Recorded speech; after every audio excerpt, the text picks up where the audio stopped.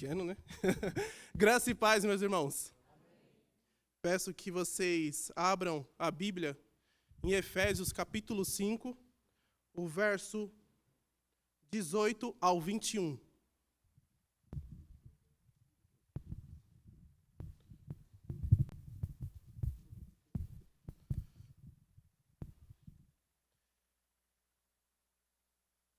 Encontraram? Efésios capítulo 5, verso 18 ao 21, diz assim: E não vos embriagueis com vinho, no qual há dissolução, mas enchei-vos do Espírito, falando entre vós com salmos, entoando e louvando de coração ao Senhor, com hinos e cânticos espirituais, dando sempre graças por tudo a nosso Deus e Pai, em nome de nosso Senhor Jesus Cristo, sujeitando-vos uns aos outros no temor de Cristo. Amém. Oremos. Senhor Deus Todo-Poderoso, Criador e Redentor do teu povo, ó querido Deus, estamos aqui reunidos é porque o Senhor nos trouxe, porque o Senhor nos deu vida, ó soberano querido Deus. Estamos aqui porque o Senhor teve misericórdia de nós. Agora, Pai querido, eu peço a iluminação do Teu Espírito Santo, para que o Senhor venha nos dar entendimento de tudo aquilo que vai ser exposto. Além disso, eu peço que o Senhor venha encher o nosso coração, para que saiamos daqui cheios do Teu Espírito Santo, para que saiamos daqui, ó Deus Todo-Poderoso, exalando a Tua presença, para que possamos fazer diferença neste mundo caído e corrupto. Desde já é isso que eu te peço, em nome de Jesus. Amém. Irmãos, quando falamos sobre o Espírito Santo no meio evangélico, nós já sabemos que há muita divergência, muitas. Porém, quando nós falamos de estar cheios do Espírito Santo no meio evangélico, aí que há problemas. Por que isso? Porque algumas pessoas, dizendo estar cheias do Espírito Santo, alegando estar cheia do poder de Deus, elas fazem coisas bizarras. Como, por exemplo, unção da bola que expulsa demônio, arco e flecha, metralhadora de Jeová. Ou seja, fazem várias coisas dizendo que estão cheias do Espírito Santo. Então, quanto mais bizarro for a ação da pessoa, aquela pessoa diz que está cheia do Espírito Santo. Alguns, como vocês percebem, fingem que são até animais. Imitam animais dizendo que estão cheias do Espírito Santo. Em contrapartida, em resposta a isso, algumas pessoas fazem o seguinte: por elas verem aquilo e entender que aquilo é estar cheia do Espírito Santo, ela dá uma resposta errada a essa ação. Ela não deseja estar cheia do Espírito Santo. De um lado, temos aquele que quanto mais bizarro for, é cheio do Espírito Santo. E em resposta a isso, eu não quero estar cheio do Espírito Santo, porque eu tenho medo de sair correndo na igreja. E nós, quem veio de igreja pentecostal, sabe muito bem como é isso. Porém, nós não nos baseamos por opiniões humanas, por ações humanas. Portanto, o que a Bíblia diz sobre estar cheio do Espírito Santo? Lembrando, meus irmãos, que a Bíblia é o nosso manual de fé e prática. É ela que vai falar o que é estar cheio do Espírito Santo. E é ela que vai falar, isso é ser cheio do Espírito Santo. Dito isso, o meu tema é, enchei-vos do Espírito Santo. Porém, antes de entrarmos no texto que acabamos de ler, vamos entender o contexto no qual o texto que nós lemos está. Como vocês sabem, e os adultos, principalmente, que estão estudando a carta aos Efésios, sabem que o autor dessa carta é o apóstolo Paulo. E ele escreveu aos Efésios, com o objetivo não de um problema, porque não há um problema tão específico. Ele não fala, escrevi por causa disso, disso, disso. Não, a igreja era uma igreja abençoada, uma igreja poderosa. Isso nós aprendemos uma coisa, né? Os cristãos que buscam o Senhor também precisam de atenção. É igual na escola, né? Pode ver que o professor só dá atenção para o bagunceiro, porque é muito difícil dar atenção para o quieto, para aquele que... Então, normalmente, nós temos que gastar muita energia com aquele cristão que tem que sempre estar puxando, sempre estar incentivando. Não, os cristãos que buscam o Senhor também merecem atenção. Deus não faz distinção de ninguém. Dito isso, Paulo, ele divide o livro dele em duas partes. Na primeira, do capítulo 1 ao 3, é a parte teórica. É a parte onde ele vai dizer que os efésios eles foram escolhidos por Deus antes da fundação do mundo. E ele vai dizer que essa obra ela é trinitária, ou seja, é o Pai que elege, é o Filho que entra na redenção e é o Espírito Santo que aplica a salvação gloriosa em nós. Se nós estamos aqui hoje, é por causa da Santíssima Trindade. Depois disso, na segunda parte, que é a parte prática, ele, usando uma conjectura, é mais ou menos assim. Do 1 ao 3, é o que vocês devem crer e saber por que vocês estão aqui. A partir do capítulo 4, eu vou dizer o seguinte: como vocês devem viver a partir de um novo nascimento.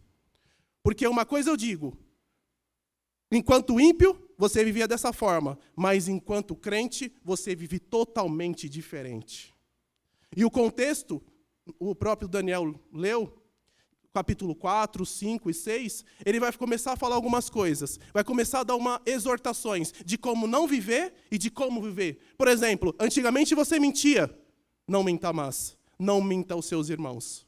O Deus a quem você serve é um Deus verdadeiro. Portanto, fale a verdade.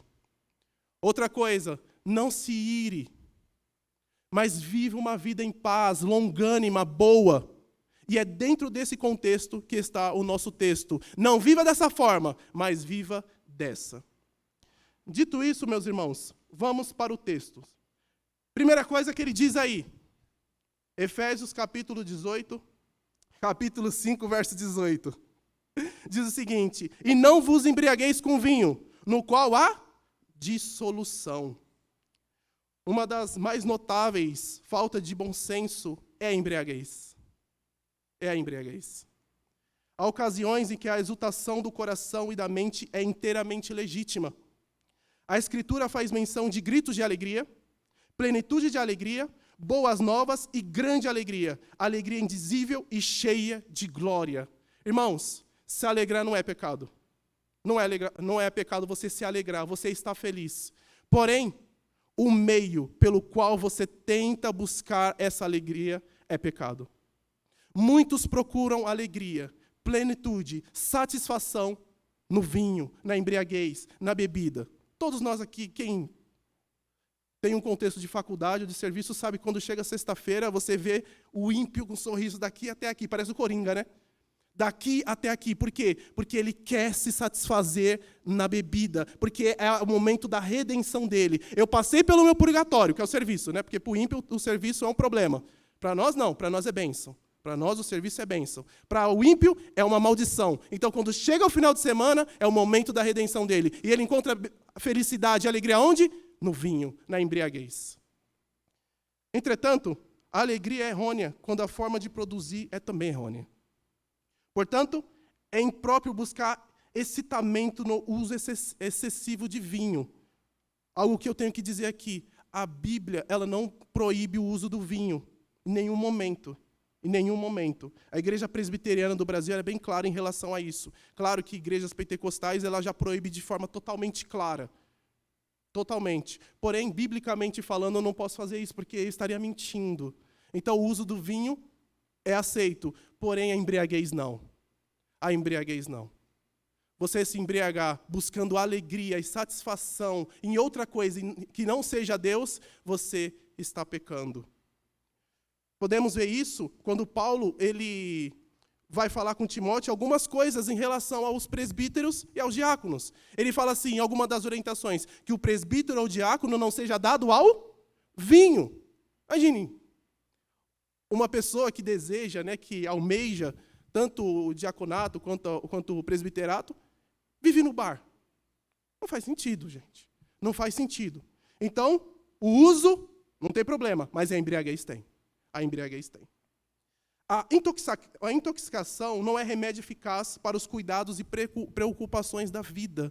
Muitas pessoas, e nós sabemos disso, elas vão para o álcool, para a droga, ou para qualquer coisa similares, em busca de redenção pelos problemas que estão passando. Então a pessoa está com tanto problema, mas tanto problema, que ela, ao invés de buscar o Senhor, ela busca o álcool, porque é um paliativo, ela esquece daquilo.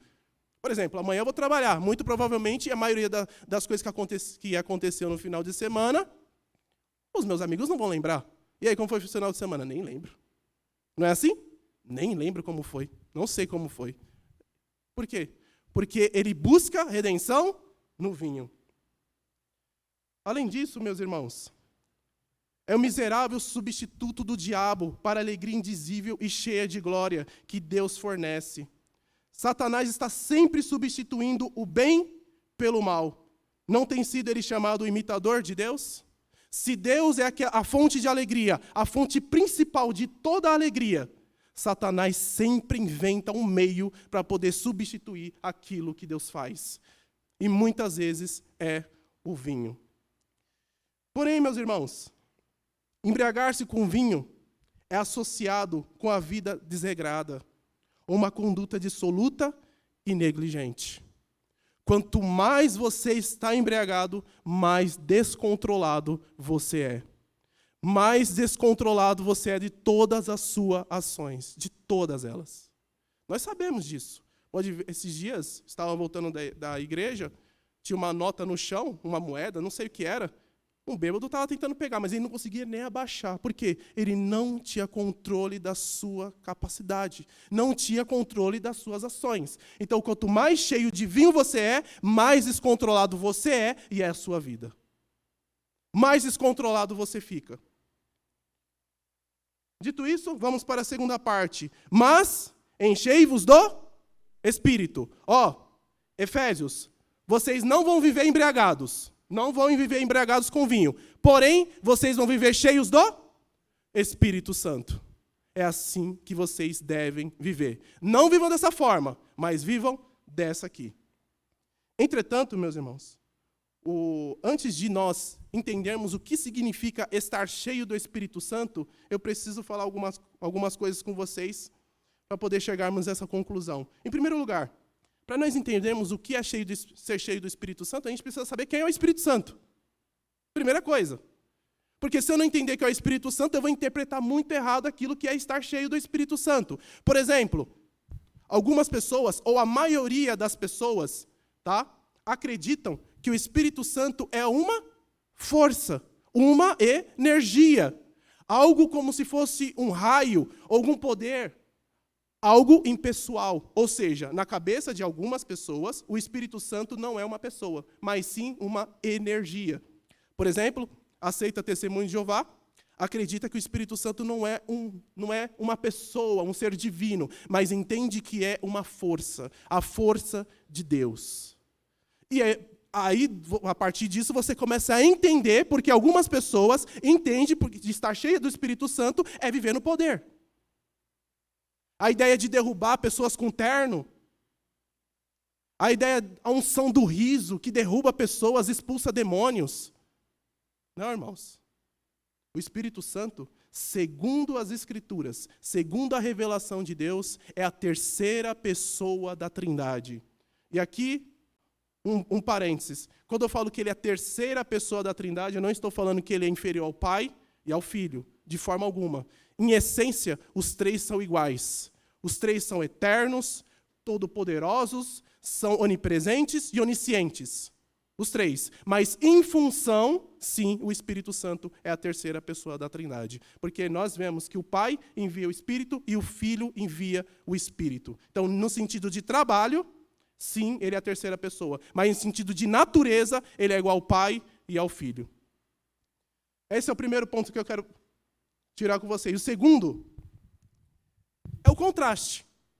Porque só faz sentido Paulo falar, não vos embriagueis com vinho e enchei-vos do Espírito Santo se tem alguma relação. Senão não faz sentido. Por exemplo, não mintais, mas dizer a verdade. Faz sentido. Em relação ao vinho e o Espírito Santo, Desde já, eu já falo que a relação não está na substância. Não está na substância. Não tem nada a ver vinho com espírito. Mas está no efeito. O que Paulo quer enfatizar aqui é o efeito. De um lado, se você está embriagado com vinho e você tem uma vida descontrolada, do outro, se você está cheio do Espírito Santo, você está com uma vida bem controlada. Você tem domínio próprio. Se embriagado com vinho, você não tem controle de nada, cheio do Espírito Santo, você tem autodomínio, domínio próprio. Além disso, meus irmãos, se estar cheio do Espírito Santo é ter autodomínio, então podemos definir estar cheio do Espírito Santo dessa maneira. Estar cheio do Espírito Santo é estar controlado pelo Espírito Santo, o que faz com que essa pessoa manifeste mais e mais o caráter do Espírito Santo, que é santidade. Santidade. Quanto mais a pessoa estiver cheia do Espírito Santo, mais santa ela é. Mais santa ela é. E como ela demonstra isso? Pelo fruto do Espírito Santo. E quais são os frutos do Espírito Santo? Amor, alegria, paz, longanimidade, benignidade, bondade, fidelidade, mansidão e, sobretudo, domínio próprio. Quanto mais cheia do Espírito Santo a pessoa estiver, mais longânima ela é, mais bondosa ela é, mais amorosa ela é. Muito diferente daquilo que alguns pensam. Quanto mais eu sou cheio do Espírito Santo, mais eu tenho poder. Não estou falando que nós não temos poder. Nós temos poder para expulsar demônios e para falar a palavra do Senhor, mas não para ficar derrubando irmãos com terno. A maior manifestação que uma pessoa tem de estar cheia do Espírito Santo é demonstrando os frutos do Espírito Santo, ou melhor, o fruto do Espírito. Descrito, de acordo com o que Paulo fala, a pessoa vive longânima, bondosa, com paz, domínio próprio. Esse é o contraste que Paulo está fazendo. Irmãos, se vocês se embriagarem com vinho, sua vida você não tem controle nenhum da tua vida. Nenhum. E nós sabemos disso. Quantas vezes o álcool destruiu famílias e tem destruído famílias? Descontrole. Sabe, infelizmente a esposa fala, ele é uma boa pessoa, ele é, mas quando o álcool entra na vida dele, ele muda totalmente. Ele é uma boa pessoa. Porque quando ele está dominado pelo vinho, ele é descontrolado, ele é um monstro. Porém, em contrapartida, quanto mais cheio do Espírito Santo, mais parecido com Cristo você é. Você é, porque essa é a finalidade, ser parecido mais com Cristo. Quanto mais cheio do Espírito Santo eu for, mais eu manifesto essas características. Dito isso, meus irmãos,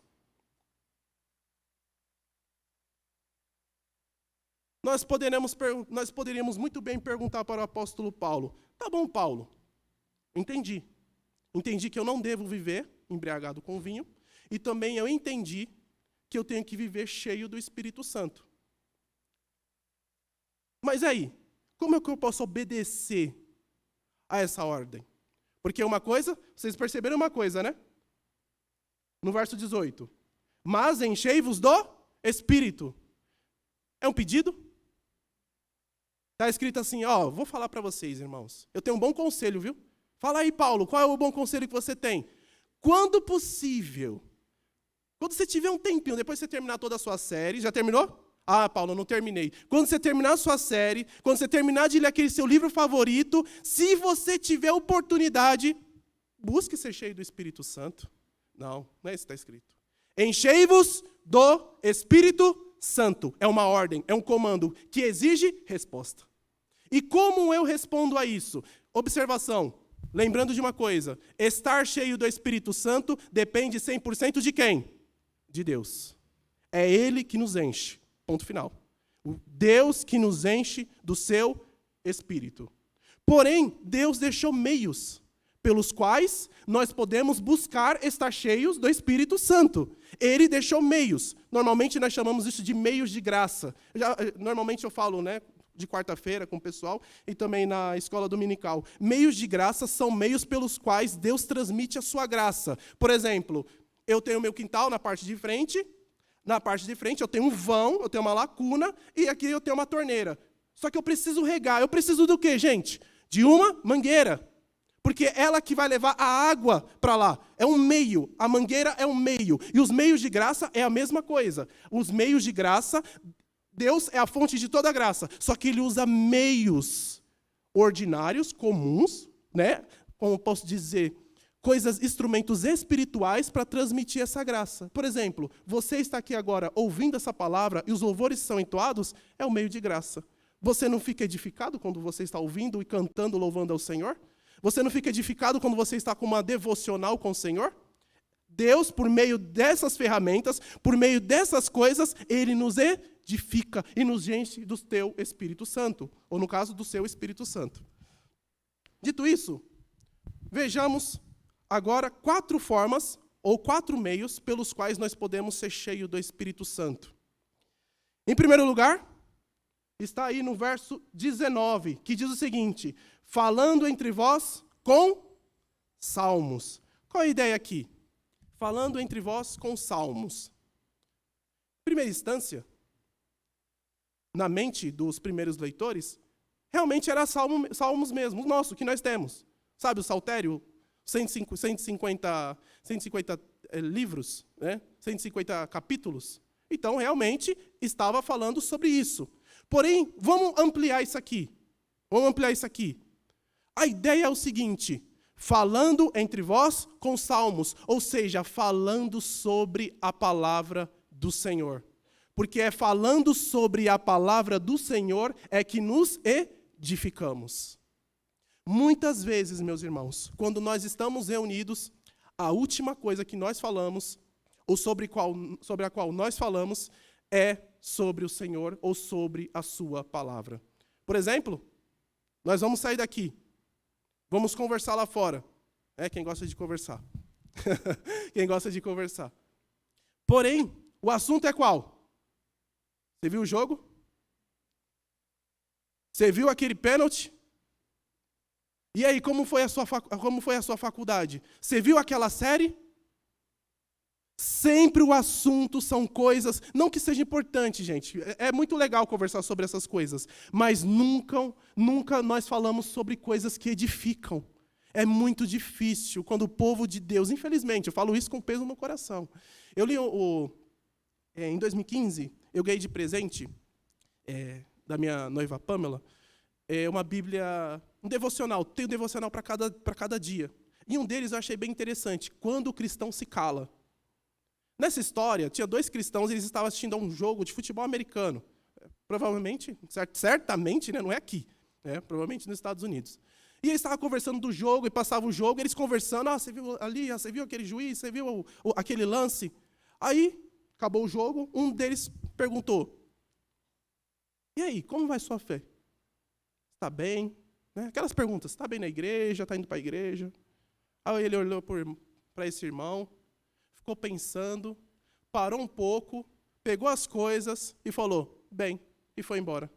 Por quê? Porque o coração dele não está cheio daquilo que deveria estar. Estava cheio daquele jogo que ele estava assistindo.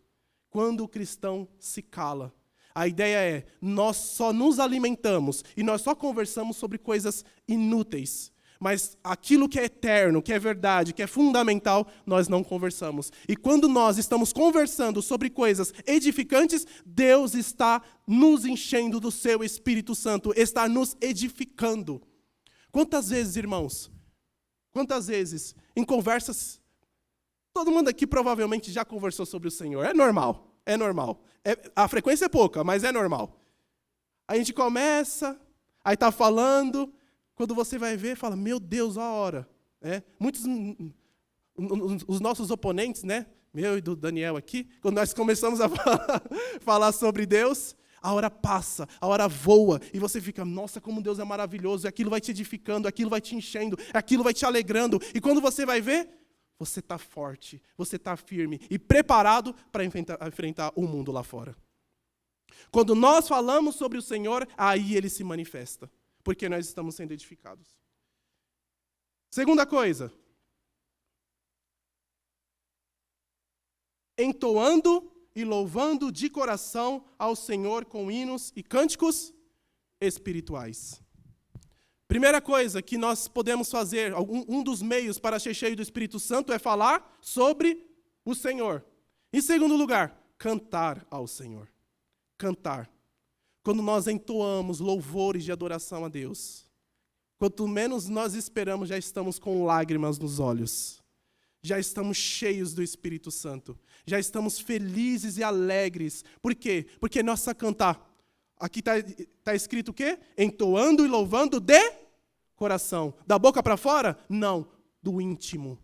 Quando nós olhamos a grandeza e a soberania de Deus, aquilo que Deus fez em nós, aí nós olhamos e falamos, meu Deus, como eu sou um miserável e como Deus é bom. E aquilo vai te edificando e você vai trabalhando no seu coração e vai te alimentando. Quando menos você esperar, você está cheio do Espírito Santo do Senhor. Tá bom, Samuel? Mas o que é hinos e cânticos espirituais? Não tem nenhum segredo aqui, tá? Tem nenhum segredo. Estava até comentando com o meu irmão, porque estava perto, aí a gente estava comentando. Teve uma experiência que eu tive na igreja onde eu congregava. O irmão começou a cantar em língua estranha. Vocês sabem como funciona. Ele começou a cantar. E o outro falou, a primeira vez que eu vejo cânticos espirituais. A primeira vez que eu vejo cânticos espirituais. Eu fiquei assim, né? Novo convertido, você sabe, né? Acredita em tudo. Tem ET, se passar ET na frente, está acreditando. Tem ET, se passar na frente. Novo convertido, eu falei, nossa, eu quero isso também, né? Eu quero isso também. Aí foi passando um tempo, falei, eita, rapaz. Cânticos espirituais tem nada a ver com isso. O próprio Daniel, na hora que os irmãos eles foram cantar, ele falou, cantem hinos espirituais. O que quer dizer? Hinos baseados na palavra do Senhor, baseados no Espírito Santo. O Espírito Santo é quem, gente? É o autor das Escrituras. Cante hinos em conformidade com a minha palavra. Se nós seguirmos isso à risca, o nosso celular vai apagar tanta coisa que nós chamamos de louvor, mas não é louvor. Não é louvor. Ah, fala de Deus, então é de... Não. Você viu que fala Jesus? Tem um rapaz que ele ouve bastante funk, muito funk, e às vezes, de vez em quando, vocês sabem que esses funkeiros cantam alguma coisa falando, Deus me abençoou, Jesus, alguma coisa. Ele, tá vendo, Samuel? Tá vendo? Ele reconhece. Eu falei, não, filho, não é assim. Não é assim. Ele usou uma expressão de Deus, mas a letra... Nossa, não tem, vocês sabem como funciona a letra de um funk, né? Vocês sabem que é abominação pura, é depravação total humana. Fala, não faz sentido. Não faz sentido. Então, hinos espirituais são hinos, são quando nós cantamos e louvamos hinos que estão de acordo, em conformidade com a palavra do Senhor. Por exemplo, os hinos do nosso inário são hinos baseados na palavra do Senhor. Os hinos que nós entoamos agora com o grupo de louvor são hinos baseados na palavra do Senhor. Irmãos, louve a Deus. Louve a Deus pela nossa igreja. A igreja presbiteriana mesmo. Louve a Deus. Louve. Não puxando nada para nós, nada. Mas louvem a Deus, porque vocês não sabem o que é cantado lá fora. Vocês não sabem. E se sabe, eu espero que seja por vídeo mesmo, né? Não por estarem lá, né? Então, louve ao Senhor. Louve ao Senhor por isso. Hinos como eu passei na prova e você não me ajudou, vai me arrepender quando eu estiver a ideia de eu estar no palco e você ali, e vai a ideia de inveja. Não, gente, isso daí não louvou para Deus, não. Isso é louvor para homem. E homem ímpio. Homem ímpio. Então, Paulo, como eu posso obedecer? Qual o segundo meio pelo qual posso estar cheio do Espírito Santo? Entoando e louvando de coração ao Senhor com hinos e cânticos espirituais. Terceiro meio pelo qual podemos ser cheios do Espírito Santo. Dando sempre graças por tudo a nosso Deus e Pai, em nome de nosso Senhor Jesus Cristo. Essa aqui é difícil. Não é mais difícil que a próxima. Mas dar graças ao Senhor, desempregado. Dar graças ao Senhor, sabendo que alguém da minha família está enfermo. É muito difícil. Dar graças ao Senhor por tudo? Sim. Dar graças ao Senhor por tudo. O que é dar graças? E quais são como eu posso dizer, o que é dar graças a Deus? O que é isso? 3 coisas. Em primeiro lugar, quando a pessoa dá graças a Deus, pressupõe 3 coisas. Que a pessoa envolvida nessa atividade, ela reconhece 3 coisas. Reconhece, tá? Reconhece. Não é que ela está fazendo com que seja verdade, ela só reconhece. Deixa eu explicar isso aqui. Acontece alguma coisa aí fora. Acontece um assassinato. Um assassinato. Eu vi o assassinato e falo que aquilo foi um assassinato. Só que a outra pessoa vai lá e fala que não foi assassinato. Nós vamos para o tribunal. E lá comprova que era um assassinato. O que acontece é que aquela pessoa reconhece. Ela só reconheceu, ela só considerou. Então, quando nós damos graças a Deus, nós temos 3 pressupostos que nós reconhecemos. Quais são? Em primeiro lugar, que as bênçãos de que desfrutam lhe foram concedidas individualmente, de modo que, honestamente, não pode atribuí-las a si própria. Quando nós damos graças a Deus, a primeira coisa é que a bênção que eu tenho, principalmente a salvação, eu sei que não é e não veio de mim. Não veio de mim. É por isso que eu dou graças a Deus. Em segundo lugar, segunda pressuposição, que eu sou totalmente indigno daquilo que eu recebi. Totalmente indigno. Quando nós recebemos alguma coisa do Senhor, primeiro, que eu desfruto dessas coisas, mas eu sei que eu não tenho participação. Em segundo lugar, eu reconheço que eu não merecia. Eu não merecia. Eu não merecia nem estar aqui. Não merecia. Segundo alguns aí, né, segundo algumas pessoas, Senhor, dá tudo aquilo que eu mereço. Não peça isso ao Senhor.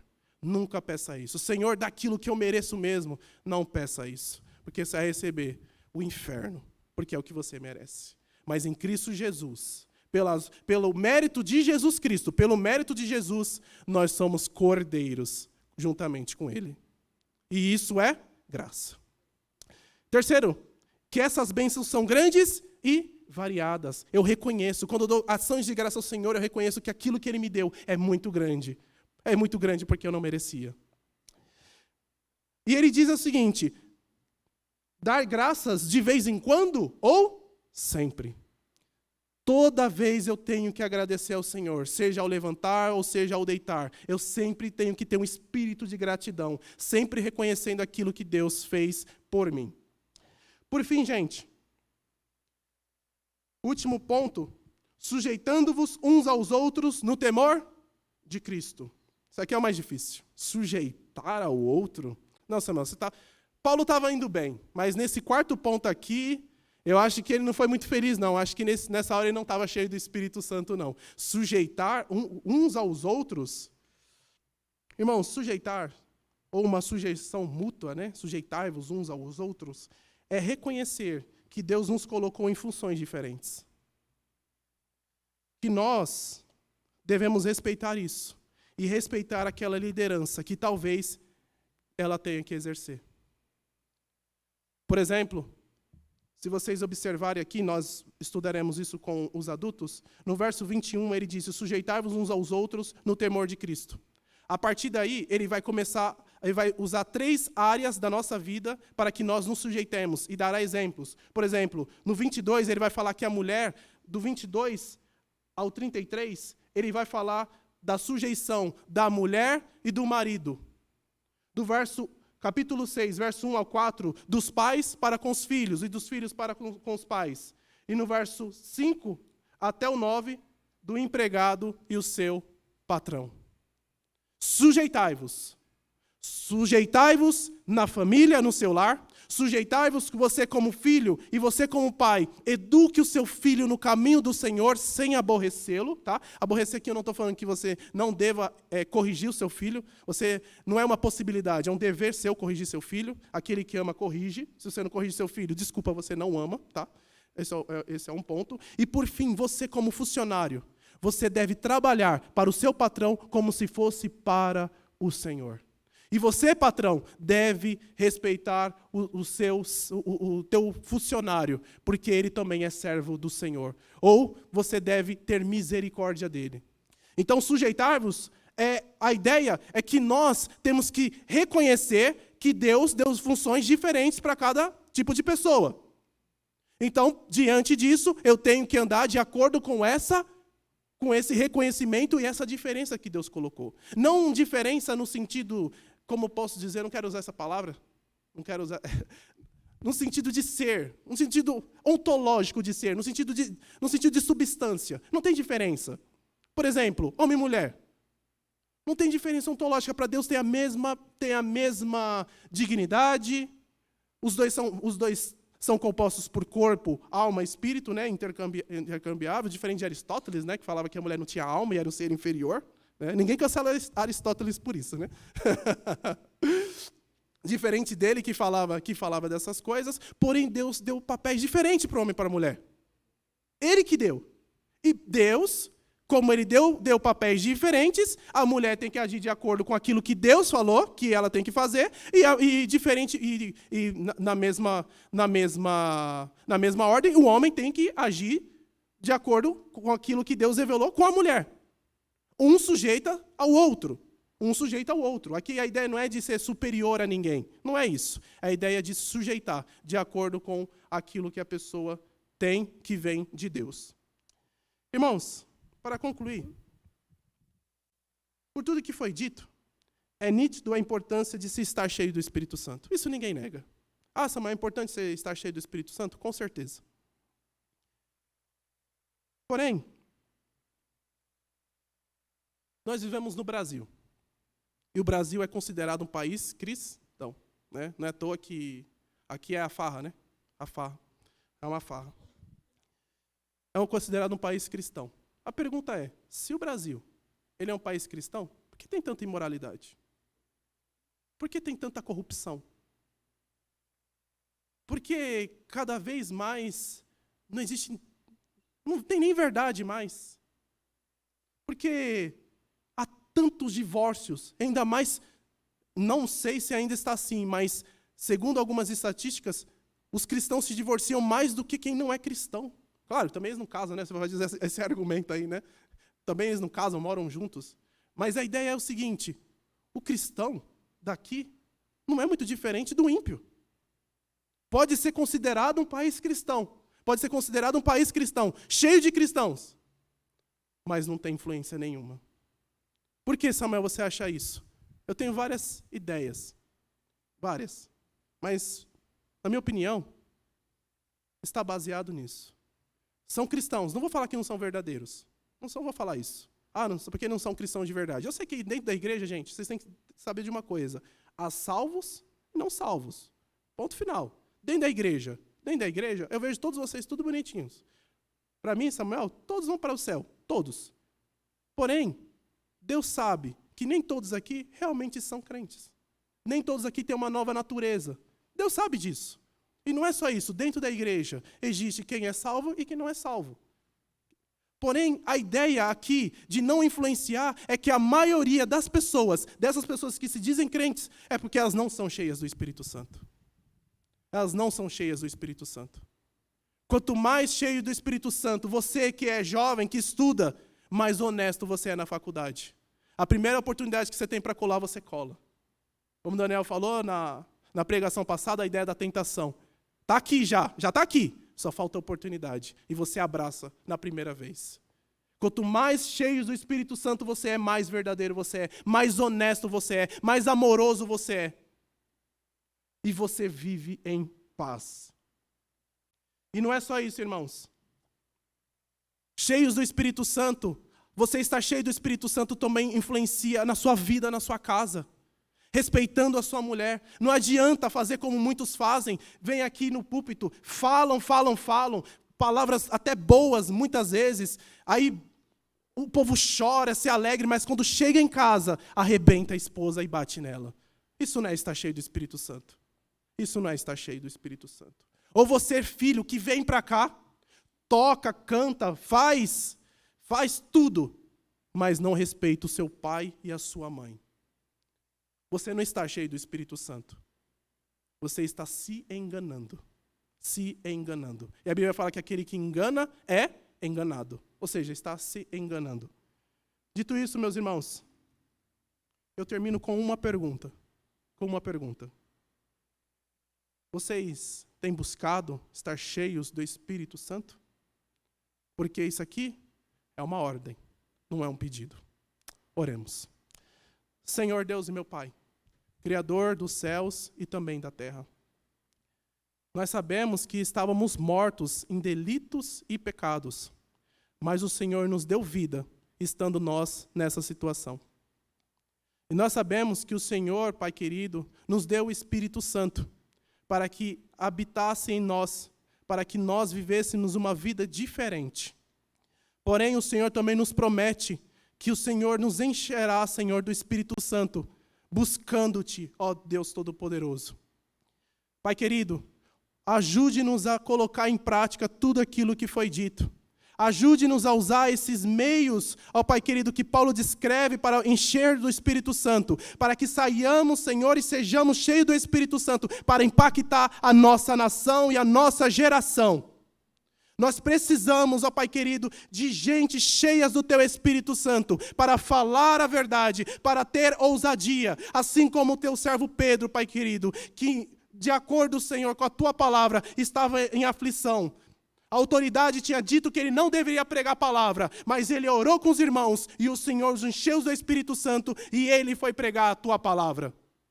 Portanto, Pai querido, a minha oração é para que o Senhor abençoe a tua igreja em Carvalho, enchendo-nos do teu Espírito Santo e que manifeste, Senhor, pelo fruto do teu Espírito. E tudo isso por causa do teu Santo Filho Jesus Cristo, em quem eu oro. Amém.